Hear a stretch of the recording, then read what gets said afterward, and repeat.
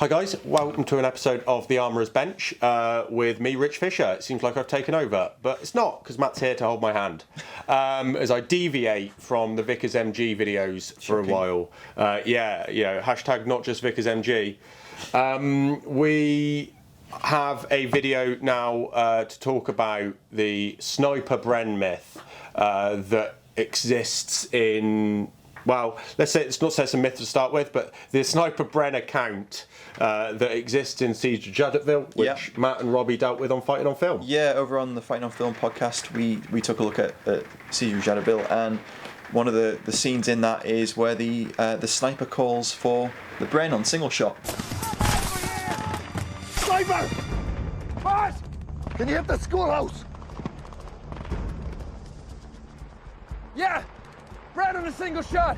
I need the Bren! He's going to take a 400 to 600 yard, it's difficult to tell in the film, shot at a guy in a white suit, because you've got to wear your whites when you're on a battlefield.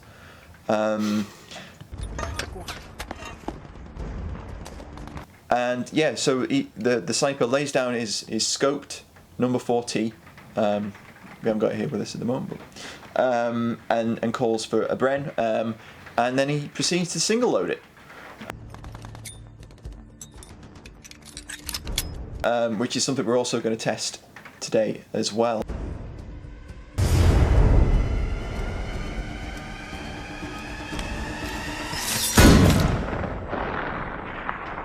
So we're going to look at the veracity of single loading a Bren without a mag. Yep. And then we're also going to test, is the Bren more accurate at ranges? Is there any reason you would choose a Bren over a No.4 T? So worth saying, the No.4 that we've got here, we've got the No.4 T at the range. We're picking that up there.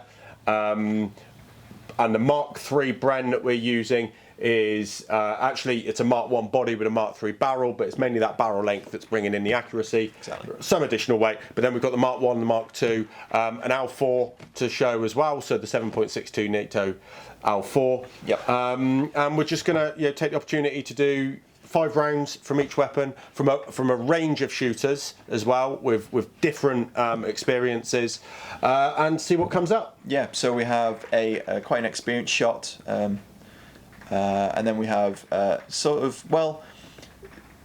trained but not skilled, I would say, shooting the Bren over this kind of distance. Yeah. One of the guys is very experienced with service rifle shooting.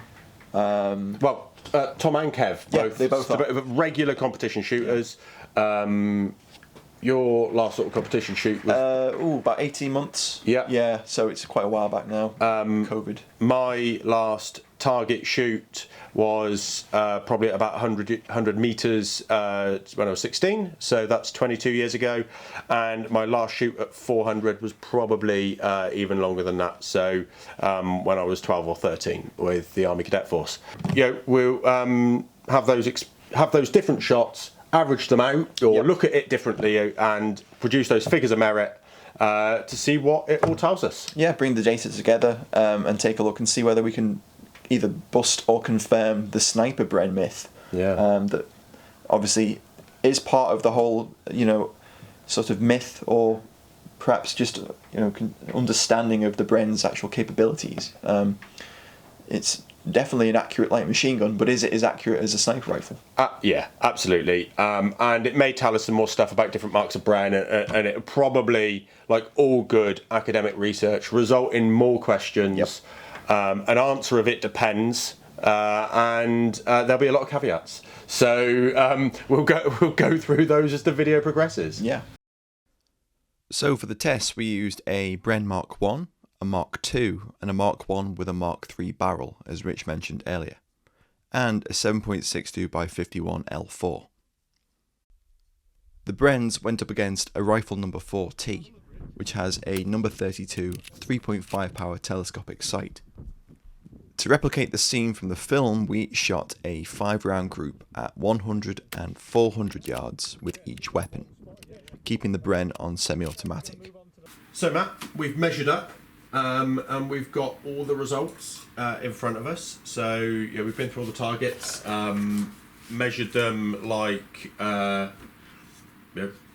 Worked out figure of merit for them. Figure of merit, yeah. Yeah. So to explain figure of merit, well, let's let Rob over at British Muzzleloaders do that for us. He has a great video which provided the spreadsheet for us to calculate all of this. It basically just takes a representative measurements of the X and Y axis, doesn't it? Yeah, and it does magic. It takes numbers and does magic and produces more numbers and pictures. Yeah. The most important of those numbers is this figure of merit figure, which is what, as Rob explains quite nicely, it is what British military small arms are sort of gauged against, really. Yeah, historically speaking. Yeah. So we've been able to take all those for all of the shooters, all of the different weapons, and put them in a nice little table to create some comparisons. Some of the caveats, of course, already. We've got a complete data set at 100 yards for 4 different types of Bren gun and the No.4T, of which we then had the Mark III for everybody, so 4 shooters, with Tom, Kev, Matt and myself in that order of sort of proficiency, really. Then at 400 yards, as you said, the sort of the excuses are there. We've got, wind and that range, so we've got a lot of missing data. But I think we've probably got enough data to start to answer some questions. Yeah, I think so. So the red indicates there's an issue with the data is not full set, so there'll be a miss or hit on the frame off the target, and we can't quite measure what that is, but we do have a complete data set for the No.4T, and we've got fairly representative data that gives us some indications that at 400 yards the 4T is superior to the marks of Bren that we tried that day. Yeah, so we had the Mark 1, Mark 2 and Mark 3, and we all shot the Mark 3. Which is the one that we're pretty sure they're Mark 3s, aren't they? In Irish Army service. They appear to be Mark 60s. 3s in the contemporary photographs from the Congo with the actual Irish troops. Yeah, so that's the one we all shot. We decided to do that. I suppose just to sort of talk through the data, really, in the. So what does the 100 yard data set say to you? It says to me that there is no reason in any case that you would pick a Bren of any mark over the No.4T. Yeah. Everything foul as we'd have thought it would in terms of shooter versus shooter quality. Yeah. In terms of the figure of merit. Some personal surprises of that. So pleased with those.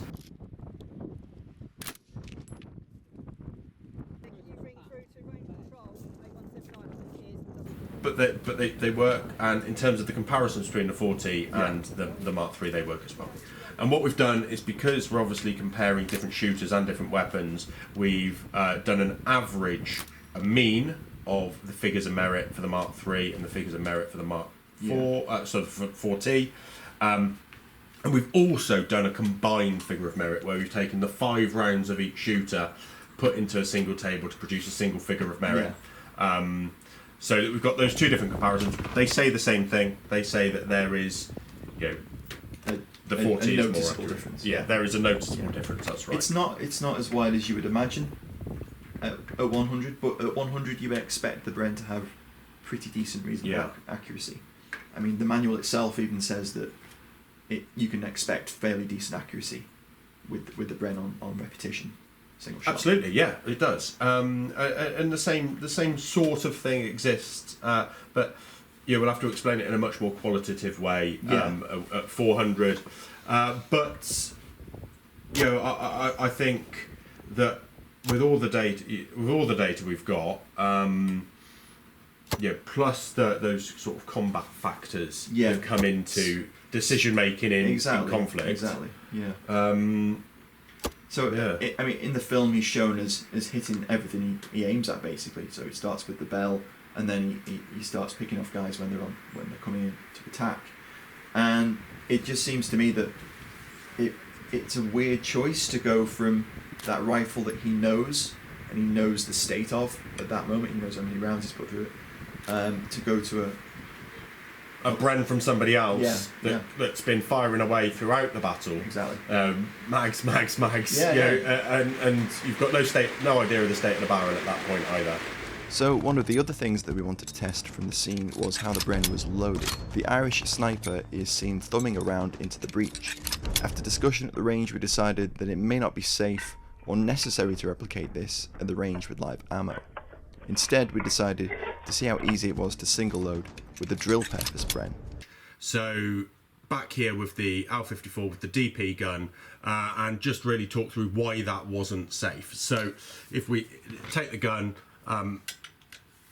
checking it's on safe, open up the ejection cover and magazine cover, cop the action, and then you sort of have to get that single round and get really in there and push it home, which I've already missed on that go, and it will get stuck. So that sort of goes to show the dangers of doing so.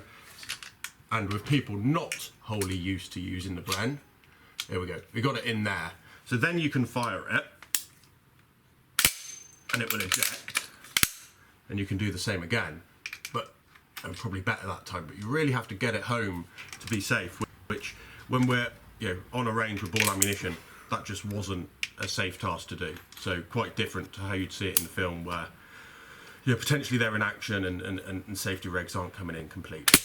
So it looks, when you put the tip of the cartridge in, it looks like you're going to go in, but then it sort of like dips into the... catches.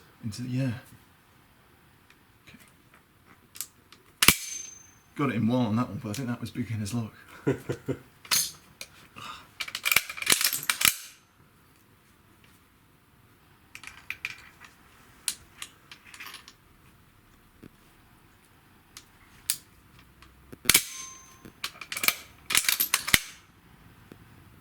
So, I can imagine when you're actually doing this in action, it would be exponentially more fiddly, because, as Rich demonstrated, it's so easy to just drop it straight through the action. Because when you're lining it up, you're having to use the tips of your fingers and your thumb, and then once you're halfway in, you're sort of using the rim of the cartridge to sort of hold it and then thumb the round in. Like that.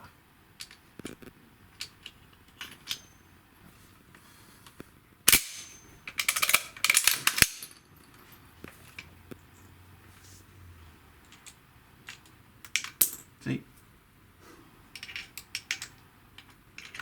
See, and that's gone into the gas piston. There we go.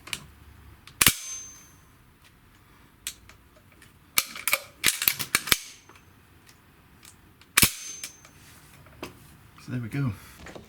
So I think from the data we can see that it doesn't really support what we see in the film. Absolutely not. I think both quantitatively, qualitatively, there's just So it looks like Sniper Bren, the myth is busted. absolutely. Yeah. I think it'd be really great to revisit this and do it with perhaps some of the mount it on a tripod, try burst fire. I think that'd be interesting to see whether bursts have a similar sort of dispersion. I think what we're looking at then is outside the scope of what the film tries to portray. Yeah, exactly. And just try and understand more and more about this whole thing about Bren accuracy. Yeah, because this plays into that whole sort of understanding of the Bren's inherent accuracy. Yeah. And the myth that is sort of growing around that. And it's not to deny that the Bren is an accurate weapon. I mean, and well, certainly you can see the iterations in the machine, in the marks, how they differ in accuracy. Yeah. Something I'd really like to understand a bit more. You know, comparing it with the AL4, the data on there was just amazing. You know, the AL4 That seemed was a very nice gun. Yeah, but you know, it doesn't differ much from the Mark III. So you know, it was just quite nicer to. It was a bit nicer to shoot. I think it was built up a Mark II, wasn't it? Yeah, it was. Yeah. I think that's maybe a Mark 1M. I can't quite remember. We'll check. Yeah, but you know, it's one of those things that we just need to understand a bit more about the Brens, how they compare. Yeah. But I think you're right. I think the whole thing about the 40 versus the Bren, which would you choose if you're trying to make an accurate shot? You'd have the 40. Yeah, if I was a sniper and I needed to make a shot that was only slightly more distant than the ones he's already been taking, I think I would definitely stick with the rifle in hand. Yeah. So there we go, guys. We hope you enjoyed that. There's been a little bit of sort of practical archaeology, trying to bust a myth from a film, and not something we normally do, but quite fun. Yeah. A lot of fun on the range. So do check out Rich's channel. Vickers MG Collection and Research Association. I can never get that straight all the way on the first shot. Yeah. But yes, Vickers MG. Definitely check Rich's channel out. Thank you for watching. Don't forget to like, share, and subscribe. You can support the channel via Patreon, but please do share the video with friends. Thanks, guys.